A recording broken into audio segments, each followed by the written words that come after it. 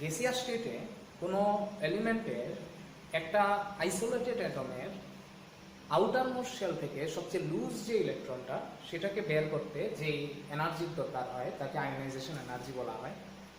তাহলে ionisation energy হচ্ছে একটা ইলেকট্রনকে বের করতে যে এনার্জিটা লাগে।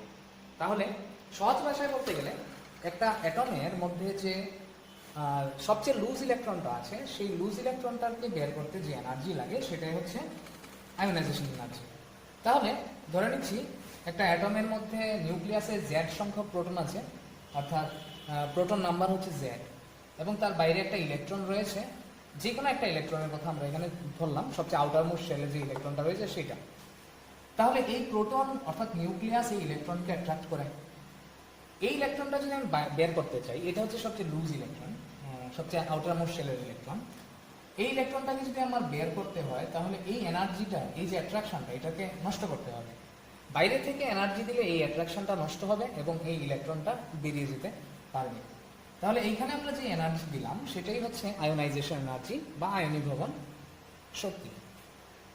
এখান থেকে যেহেতু একটা প্রথম ইলেকট্রনটা বের করা হয়েছে, তাই এই আয়োনাইজেশন এনার্জিকে ফার্স্ট আয়োনাইজেশন এনার্জিও বলে বা প্রথম আয়নীভবন শক্তিও বলে। একে IE1 দিয়ে লেখা হয়। ধরে নিচ্ছি এম একটা গ্যাসিয়াস আইসোলেটেড অ্যাটম, এম হচ্ছে একটা গ্যাসীয় বিচ্ছিন্ন পরমাণু, এবং তার থেকে একটা ইলেকট্রন বের করলে এম প্লাস গ্যাসিয়াস ক্যাটায়নে সে পরিণত হবে। তাহলে এই ইলেকট্রনটা বের করার জন্য শক্তি দিতে হবে, কারণ শক্তি দিলে এই অ্যাট্রাকশনটা নষ্ট হবে এবং ইলেকট্রনটা বেরিয়ে যাবে। তাহলে এখান থেকে একটা ইলেকট্রন বের করতে আমাদের যে এনার্জিটা লাগলো সেটা হচ্ছে প্রথম আয়নীভবন শক্তি। এখান থেকে সেকেন্ড ইলেকট্রনটা বের করতে যে এনার্জিটা আমাদের লাগবে সেটা হবে সেকেন্ড আয়োনাইজেশন এনার্জি। আর এখান থেকে থার্ড ইলেকট্রনটা বের করতে যে এনার্জি আমাদের লাগবে সেটা হবে থার্ড আয়োনাইজেশন এনার্জি। অর্থাৎ একটা ইলেকট্রন বের করলে হলো এম প্লাস, তাহলে এম প্লাস থেকে আরেকটা ইলেকট্রন বের করতে যে এনার্জি লাগে সেটা হচ্ছে সেকেন্ড আয়োনাইজেশন এনার্জি IE2। আর একটা ইলেকট্রন বের হলে সেটা কিসে কনভার্ট হবে? M2 প্লাস গ্যাসিয়াস ক্যাটায়নে কনভার্ট হবে। এবার 3 নাম্বার, এম থেকে যদি 3 নাম্বার ইলেকট্রনটা বের করি, অর্থাৎ M2 প্লাস থেকে একটা ইলেকট্রন বের করি, তাহলে কি হবে? M2 প্লাস থেকে যদি একটা ইলেকট্রন বের করতে চাই তাহলেও আমাদের কিছু এনার্জি দরকার হবে এবং সেটা কনভার্ট হবে কিসে? M3 প্লাসে। তাহলে এই ক্ষেত্রে আমাদের যে এনার্জি লাগবে সেটা হবে থার্ড আয়োনাইজেশন এনার্জি। স্বাভাবিকভাবেই এখন কোন এনার্জিটা সবচেয়ে বড় হবে সেটা হচ্ছে দেখার বিষয়। যেহেতু আমরা অলরেডি জানি যে অ্যাট্রাকশন যত বেশি হয়, অর্থাৎ ইফেক্টিভ নিউক্লিয়ার চার্জ বা কার্যকরী নিউক্লিয় চার্জ ইলেকট্রনের প্রতি যত বেশি হয়, অ্যাট্রাকশন তত বেশি হয়, আর অ্যাট্রাকশন বেশি হলে আয়োনাইজেশন এনার্জি তো বেশি হবেই। তাহলে এই ক্ষেত্রে M2 প্লাস এর মধ্যে আউটার মোস্ট শেলে যে ইলেকট্রনটা রয়েছে, M2 প্লাসের আউটার মোস্ট শেলে যে ইলেকট্রনটা রয়েছে সেইটা অনেক বেশি অ্যাট্রাকশন ফিল করবে, কারণ এটার মধ্যে জেড স্টার কার্যকরী নিউক্লিয় চার্জের পরিমাণ অনেক বেশি। আর এম যেটা, সেটার মধ্যে ইলেকট্রনটা কম অ্যাট্রাকশন ফিল করবে, কারণ এখানে ইফেক্টিভ নিউক্লিয়ার চার্জের পরিমাণ অর্থাৎ কার্যকরী নিউক্লিয় চার্জের পরিমাণ কম। বিষয়টাকে আমরা এইভাবেও দেখতে পারি। ধরে নিচ্ছি এম এর 3টা ইলেকট্রনের কথা বলা হয়েছে। প্রথম যে ইলেকট্রনটা বের হবে সবচেয়ে লুজ ইলেকট্রন এটা, সেকেন্ড এটা বেরিয়ে গেলে এরপর বের হবে নেক্সট লুজ ইলেকট্রনটা, 2 নাম্বার ইলেকট্রনটা, আর এটা বেরিয়ে গেলে বের হবে থার্ড লুজ ইলেকট্রনটা। তাহলে দেখাই যাচ্ছে যে থার্ড যে লুজ ইলেকট্রনটা, 3 নাম্বার যে ইলেকট্রনটা বের হবে, এই 3 নাম্বার ইলেকট্রনটা বের করতে যে এনার্জি লাগবে সেটা হচ্ছে থার্ড আয়োনাইজেশন এনার্জি বা তৃতীয় আয়নীভবন শক্তি। এটা দেখাই যাচ্ছে যে নিউক্লিয়াস থেকে বেশি অ্যাট্রাকশন পাচ্ছে, আর এটা দেখা যাচ্ছে ফার্স্ট ইলেকট্রনটা দেখা যাচ্ছে নিউক্লিয়াস থেকে কম অ্যাট্রাকশন পাচ্ছে। তাহলে এই যে থার্ড ইলেকট্রনটা বের করতে বেশি এনার্জির দরকার হবে, তাহলে থার্ড আয়োনাইজেশন এনার্জি হবে বেশি আর ফার্স্ট আয়োনাইজেশন এনার্জি হবে কম। তাহলে কম কেন? কারণ হচ্ছে যে একটা ইলেকট্রন বের করলে পরের ইলেকট্রনের প্রতি কার্যকরী নিউক্লিয় চার্জ বেড়ে যায় নিউক্লিয়াসের। এই কারণে প্রথম আয়নীভবন শক্তির থেকে দ্বিতীয় আয়নীভবন শক্তির মান বেশি। সিমিলারলি তৃতীয় আয়নীভবন শক্তি অর্থাৎ থার্ড আয়োনাইজেশন এনার্জিও ফার্স্ট আয়োনাইজেশন এনার্জি থেকে বেশি হয়। সুতরাং আমরা লিখতে পারি ফার্স্ট আয়োনাইজেশন এনার্জি সবচেয়ে কম, সেকেন্ড আয়োনাইজেশন এনার্জি বেশি একটু, থার্ড আয়োনাইজেশন এনার্জি আরও বেশি, অ্যান্ড সো অন। অর্থাৎ নেক্সট হচ্ছে IE4, ফোর্থ আয়োনাইজেশন এনার্জি, এইভাবে আস্তে আস্তে ইনক্রিজ করতে থাকবে। নর্মালি আয়োনাইজেশন এনার্জি বলতে আমরা ফার্স্ট আয়োনাইজেশন এনার্জিকেই বুঝবো, অর্থাৎ IE1কেই আমরা IE বুঝবো। এবার আমরা দেখবো পিরিয়ডিক টেবিলে এই আয়োনাইজেশন এনার্জি কিভাবে চেঞ্জ হয়। যখন আমরা পিরিয়ডিক টেবিলে অ্যাক্রস এ পিরিয়ড যাই, অর্থাৎ পর্যায় বরাবর যখন বাম দিক থেকে ডান দিকে যাই, তখন দেখা গেছে যে আয়োনাইজেশন এনার্জি ভ্যালু ইনক্রিজ করে, আয়নীভবন শক্তির মান আস্তে আস্তে বাড়ে। এবার কেন বাড়ে? এর কারণ হচ্ছে যখন আমরা একটা পর্যায় বরাবর ডান দিকে যাই তখন কক্ষপথের সংখ্যা একই থাকে, অরবিট নাম্বার সেম থাকে, কিন্তু যত আমরা ডান দিকে যাই কার্যকরী nuclear charge means effective nuclear charge আস্তে আস্তে বাড়তে থাকে, জেড স্টার ইনক্রিজ করে। আর যেহেতু অ্যাট্রাকশন বাড়ে, সুতরাং ইলেকট্রনকে বের করতে বেশি শক্তির দরকার হয়, তাই আয়োনাইজেশন এনার্জি ইনক্রিজ করে। এই কারণে পর্যায় বরাবর ডান দিকে গেলে আয়োনাইজেশন এনার্জি ইনক্রিজ করে। আর ডাউনে গ্রুপ যখন আমরা যাব, ডাউনে গ্রুপ গেলে কি হয়, একটা একটা করে অরবিট নাম্বার ইনক্রিজ করে, কক্ষপথের সংখ্যা একটা একটা করে বাড়ে।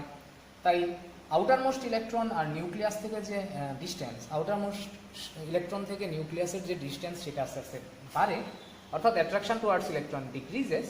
এই কারণে অ্যাট্রাকশন যেহেতু কমে, ইলেকট্রনটা বের করতে গেলে কম এনার্জি লাগবে। এই কারণে আমরা ডাউনে গ্রুপ যদি যাই তাহলে কিন্তু আয়োনাইজেশন এনার্জির ভ্যালু আস্তে আস্তে কমতে থাকে। এই হচ্ছে একটা পিরিয়ডিক টেবিলের মধ্যে পিরিয়ড বরাবর আর গ্রুপ বরাবর গেলে কিভাবে আয়োনাইজেশন এনার্জি চেঞ্জ হয়। পিরিয়ড বরাবর গেলে, পর্যায় বরাবর গেলে আয়োনাইজেশন এনার্জি ইনক্রিজ করে, আর গ্রুপ বরাবর ডাউনে গ্রুপ গেলে আয়োনাইজেশন এনার্জি ডিক্রিজ করে। পিরিয়ডিক টেবিলের মধ্যে যে এলিমেন্টগুলি থাকে, সেই এলিমেন্টগুলির মধ্যে পর্যায় এবং শ্রেণী বরাবর অনেক ক্ষেত্রেই দেখা যায় যে আয়নীভবন শক্তির মান খুব রেগুলারলি চেঞ্জ হচ্ছে না। তো আয়নীভবন শক্তিকে ব্যাখ্যা করার জন্য বিভিন্ন বিষয়ের সাহায্য নেওয়া হয়। এদের মধ্যে এই বিষয়গুলি খুব গুরুত্বপূর্ণ।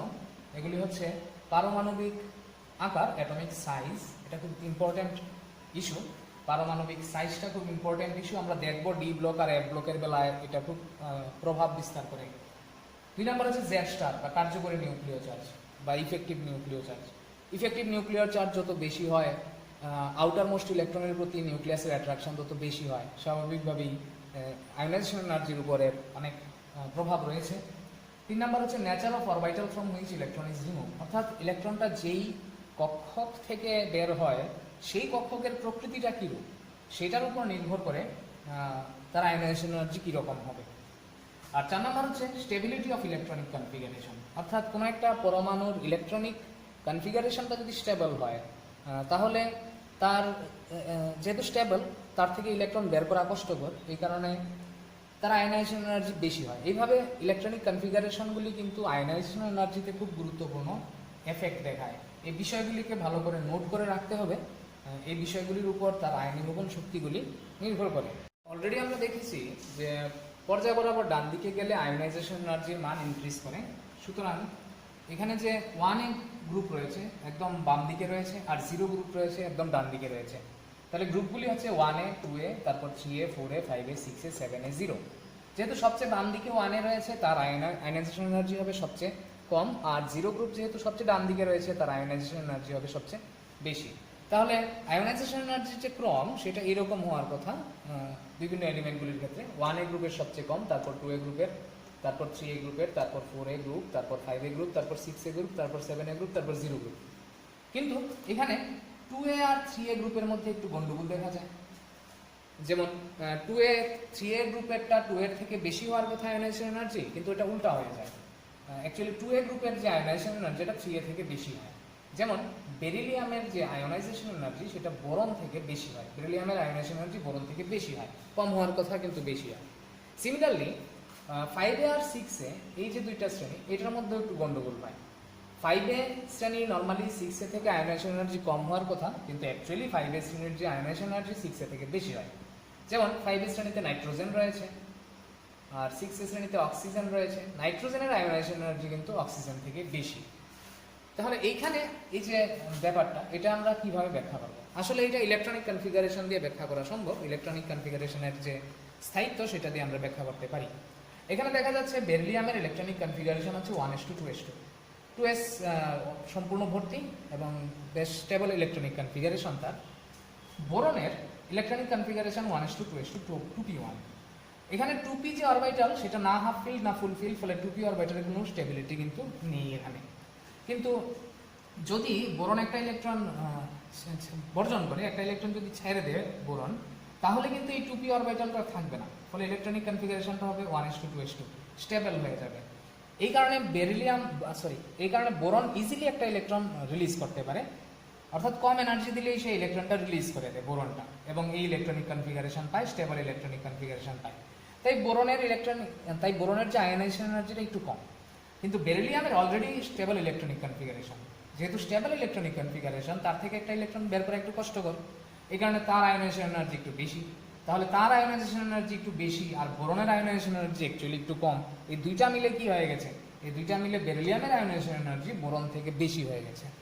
সিমিলারলি নাইট্রোজেন আর অক্সিজেনের ইলেকট্রনিক কনফিগারেশন যদি আমরা করি, সেটা আমরা দেখবো নাইট্রোজেনের ইলেকট্রনিক কনফিগারেশন 1s2 এখানে 2p অরবিটালে 3টা ইলেকট্রন রয়েছে, তাহলে 2p অরবিটাল কিন্তু অর্ধপূর্ণ কক্ষকের স্থায়িত্ব রয়েছে বেশি, আমরা জানি, আগেই জানি। অক্সিজেনের ইলেকট্রনিক কনফিগারেশন 1s2 2p অরবিটালে 4টা ইলেকট্রন রয়েছে, এইখানে কিন্তু অর্ধপূর্ণ নেই বা পূর্ণ কক্ষক নেই। তাহলে অক্সিজেন যদি একটা ইলেকট্রন ছাড়ে, তাহলে সে তো 2p3 হয়ে যাবে। 2p3 হলে কি হবে, এইখানে একটা ইলেকট্রন বেরিয়ে যাবে, এটা 2p3 হলে এখানে একটা ইলেকট্রন বেরিয়ে যাবে, দেয়ারফর p অরবিটাল কি হবে, অর্ধপূর্ণ হয়ে যাবে, স্থায়িত্ব বেড়ে যাবে। তাহলে অক্সিজেন যদি একটা ইলেকট্রন ছাড়ে, তার ইলেকট্রন কনফিগারেশনের যে স্টেবিলিটি সেটা কিন্তু বেড়ে যায়। দেয়ারফর অক্সিজেন সহজেই একটা ইলেকট্রন ছাড়তে পারে, অর্থাৎ অক্সিজেন থেকে একটা ইলেকট্রন বের করতে কম এনার্জি লাগে, তাই অক্সিজেনের আয়নাইজেশন এনার্জি একটু কম। নাইট্রোজেনের কি হয়, নাইট্রোজেনের ইলেকট্রনিক কনফিগারেশন স্টেবল, যেহেতু স্টেবল ইলেকট্রনিক কনফিগারেশন, সে এই ইলেকট্রনিক কনফিগারেশনে থাকতে চায়, তাই তার থেকে একটা ইলেকট্রন সহজে বের করা যায় না, অনেক বেশি এনার্জির দরকার হয়। তাই নাইট্রোজেনের যে আয়নাইজেশন এনার্জিটা একটু বেশি আর অক্সিজেনের আয়নাইজেশন এনার্জি একটু কম। দেয়ারফর এই দুইটা মিলে কি হয়ে গেল, এই দুইটা মিলে হয়ে গেল নাইট্রোজেনের যে আয়নাইজেশন এনার্জিটা, এটা অক্সিজেন থেকে বেশি হয়ে গেল। তাহলে আমরা দেখলাম যা এই যে ক্রমটা আমরা দেখেছিলাম, এই ক্রমটা আসলে হবে না এই ক্ষেত্রে। ক্রমটা অ্যাকচুয়ালি তাহলে কি হবে, 1 সবচেয়ে কম থাকবে, কারেক্ট, 1টা হবে সবচেয়ে কম আয়নাইজেশন এনার্জি, তারপর 2 তারপর 3 হওয়ার কথা, কিন্তু 2 এর যে আয়নাইজেশন এনার্জিটা 3 থেকে বেশি, আমরা দেখলাম এক্ষুনি 2 গ্রেটার দেন 3 হবে, তারপর 4 লেস দেন 4 কারেক্ট হবে, লেস দেন 5 হবে। কিন্তু 6 আর 5 এর মধ্যে কি আবার গন্ডগোল হবে, 5 এটা 6 থেকে বেশি, তাহলে আমরা লিখতে পারি 5 গ্রেটার দেন 6। বাকিগুলি নরমাল রয়েছে, greater than 7 less than 7 less than 0। 0 গ্রুপের যে আয়নাইজেশন এনার্জিটা সবচেয়ে বেশি, কারণ 0 গ্রুপের ইলেকট্রনিক কনফিগারেশন কিন্তু সবচাইতে বেশি স্টেবল, ইনার্ট গ্যাসের ইলেকট্রনিক কনফিগারেশন সবচেয়ে বেশি স্টেবল, এই কারণে 0 গ্রুপের যে আয়নাইজেশন এনার্জি এটাও কিন্তু অনেক বেশি হয়। নর্মালি পর্যায় বরাবর যখন আমরা ডান দিকে যাই, আয়নীভবন শক্তির মান আস্তে আস্তে বাড়তে থাকে, আয়নাইজেশন এনার্জি ইনক্রিজ করে। সন্ধিগত সারি 3D 4D আর 5D, এই যে 3টা সন্ধিগত সারি রয়েছে, 3D transition series, 4D transition series, 5D transition series, এই সিরিজগুলি বরাবর যখন আমরা ডান দিকে যাই, তখনও আয়নীভবন শক্তির মান ইনক্রিজ করে, কিন্তু যতটুকু ইনক্রিজ করার কথা সে ততটুকু করে না, অ্যাকচুয়ালি অনেক কম ইনক্রিজ করে আয়নাইজেশন এনার্জি। যে কোনো ডি সন্ধিগত সারি বরাবর যদি আমরা লেফট টু রাইট যাই, আয়নাইজেশন এনার্জি খুব কম পরিমাণে ইনক্রিজ করে। এর কারণ হিসাবে বলা যায় যে সন্ধিগত সারির মধ্যে মূল পরমাণুগুলির যে আকার, সেই আকার বাম দিক থেকে ডান দিকে গেলে আস্তে আস্তে হ্রাস পাওয়ার কথা, কিন্তু আকারগুলি কিন্তু খুব নিয়মিতভাবে এই ক্ষেত্রে হ্রাস পায় না, এবং আকারের হ্রাসের ব্যাপারটাও খুব কম হয়। যেহেতু আকারের হ্রাসের ব্যাপারটা খুব কম হয়, এই কারণে সন্ধিগত মৌলগুলি বরাবর যখন আমরা বাম দিক থেকে ডান দিকে যাই পর্যায় বরাবর, তখন আয়নীভবন শক্তির যে পরিবর্তন সেটাও খুব কম হয়। একই রকম ট্রেন্ড দেখা যায় ল্যান্থানাইট মৌলগুলির বেলায়। সিরিয়াম থেকে লুটেশিয়াম অবধি যে 14টা ল্যান্থানাইট মৌল রয়েছে, তাদের বেলাও একই ঘটনা ঘটে। তাদের ক্ষেত্রে পরমাণুগুলির আকারের যে পরিবর্তন সেটাও খুব কম হয়, এই কারণে তাদের ক্ষেত্রেও আয়নীভবন শক্তির যে বৃদ্ধি সেটা খুব কম পরিমাণেই ঘটে থাকে। পিরিয়ডিক টেবিলের মধ্যে যখন আমরা ডাউনে গ্রুপ যাই, অর্থাৎ শ্রেণী বরাবর যখন নিচের দিকে যাই, আয়োনাইজেশন এনার্জি ডিক্রিজ করে, আয়নীভবন শক্তির মান কমে। তাহলে এই যে গ্রুপ 13 অর্থাৎ 3A গ্রুপ, এইখানে এই গ্রুপ বরাবর নিচের দিকে গেলেও আয়নীভবন শক্তির মান আস্তে আস্তে কমবে।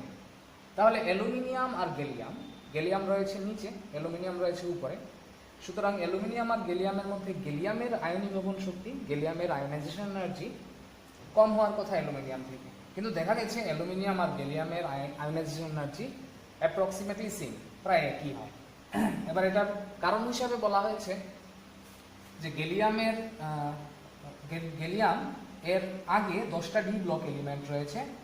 এই 10টা ডি ব্লক এলিমেন্টের দরুন ডি ব্লক কন্ট্রাকশন হয়, ডি ব্লক সংকুচন হয়, যার দরুন গ্যালিয়াম এর যে আউটার মোস্ট শেলের ইলেকট্রনটা এটা নিউক্লিয়াস থেকে অনেক বেশি আকর্ষণ অনুভব করে।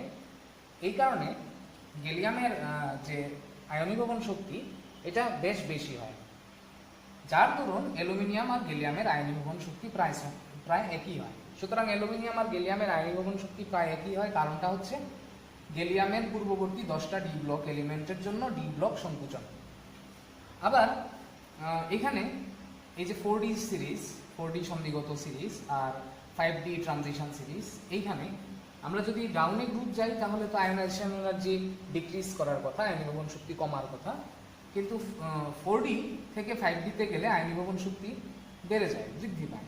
অর্থাৎ এখানে শ্রেণী বরাবর নিচের দিকে গেলে আয়নীভবন শক্তি বেড়ে যায়। যেমন জার্কোনিয়াম থেকে হাফনিয়ামের আয়নীভবন শক্তি বেশি, নায়োবিয়াম থেকে ট্যান্টালামের আয়নীভবন শক্তি বেশি, মলিবডেনাম থেকে ওলফার্মের আয়নীভবন শক্তি বেশি, টেকনেশিয়াম থেকে রিনিয়ামের আয়নীভবন শক্তি বেশি। তাহলে এটাকে ব্যাখ্যা করা হয়েছে কিভাবে? এটাকে ব্যাখ্যা করা হয়েছে এভাবে যে হাফনিয়াম অর্থাৎ 5D সিরিজটা, যে এই 5D সিরিজের হাফনিয়ামের আগে 14টা ল্যান্থানাইড মৌল রয়েছে। এই ল্যান্থানাইড মৌলগুলির জন্য ল্যান্থানাইড সংকুচন হয়, যার দরুন এরকমটা হয়, হাফনিয়ামের লাস্ট ইলেকট্রনটার প্রতি তার এফেক্টিভ নিউক্লিয়ার চার্জ অনেক বেড়ে যায়। এই কারণে হাফনিয়ামের যে আয়নাইজেশন এনার্জি এটা অনেক বেশি হয় এবং জার্কোনিয়াম থেকেও বেশি হয়। ল্যান্থানাইড সংকুচন কি জিনিস সেটা আমরা আলোচনা করেছি আগে, ডেসক্রিপশন বক্সে লিঙ্ক দেওয়া আছে, ওইখান থেকে দেখে নেওয়া যেতে পারে। তাহলে এই হচ্ছে আয়নীভবন শক্তি সংক্রান্ত আমাদের আলোচনা। দেখা হবে পরবর্তী ভিডিওতে। জয় হিন্দ।